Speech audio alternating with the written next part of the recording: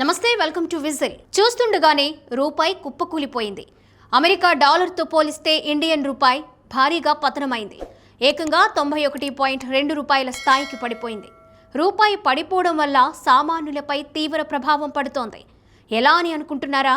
అయితే మీరు ఖచ్చితంగా ఈ విషయం తెలుసుకోవాల్సిందే. ఎన్నో రకాల వస్తువుల ధరలు పైకి చేరనున్నాయి.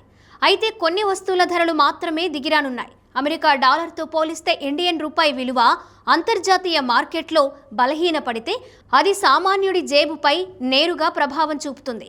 ముఖ్యంగా పెట్రోల్, డీజిల్, దిగుమతి చేసుకునే ఎలక్ట్రానిక్ వస్తువుల ధరలు భారీగా పెరుగుతాయి.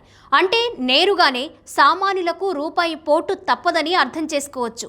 సాధారణంగా రూపాయి విలువ పడిపోతే మనం ఇతర దేశాల నుంచి దిగుమతి చేసుకునే వస్తువుల ధరలు పైకి చేరుతాయి. విదేశీ మార్కెట్లలో ఇండియన్ రూపాయి విలువ తగ్గడమే దీనికి కారణం.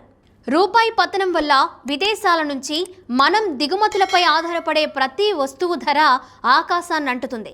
పెట్రోల్, డీజిల్ ధరలు పైకి చేరుతాయి. భారత్ చమురు అవసరాల్లో 85% దిగుమతి చేసుకుంటుంది.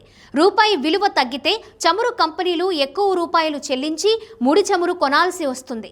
దీనివల్ల పెట్రోల్, డీజిల్ ధరలు భగ్గుమనడం ఖాయం. ఇంకా స్మార్ట్ ఫోన్లు, ల్యాప్టాప్లు, టీవీలు వంటి తదితర ఎలక్ట్రానిక్స్ విడిభాగాలు కూడా మనం ప్రస్తుతం విదేశాల నుంచి వస్తున్నాయి. దీంతో వీటి ధరలు భారీగా పెరుగుతాయి. అందుకే కొనాలని ప్లాన్ చేసేవారు ఇప్పుడే కొనడం మంచిది. అలాగే వంట నూనె ధరలు కూడా జలక్కివ్వచ్చు.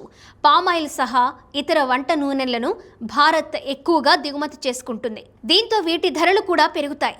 అంతర్జాతీయ మార్కెట్లో బంగారం ధర స్థిరంగా ఉన్నా రూపాయి బలహీనపడడం వల్ల మన దేశంలో బంగారం ధర పెరుగుతుంది. అలాంటిది గ్లోబల్ మార్కెట్లో బంగారం ధర పెరిగితే రూపాయి పడిపోయినప్పుడు పసిడి రేటు మన దేశంలో ఇంకా ఎక్కువ పెరుగుతుంది. అందుకే ఇప్పుడు 10 గ్రాముల బంగారం ధర ఏకంగా 1,50,000 దాటేసింది.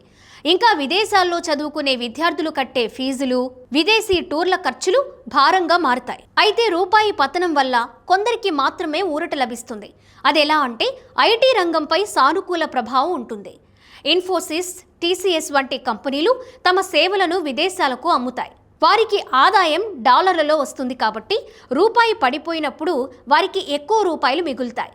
ఇంకా ఫార్మా, టెక్స్టైల్స్, హస్తకళల వంటి వస్తువులను ఎగుమతి చేసేవారికి ఎక్కువ లాభం వస్తుంది.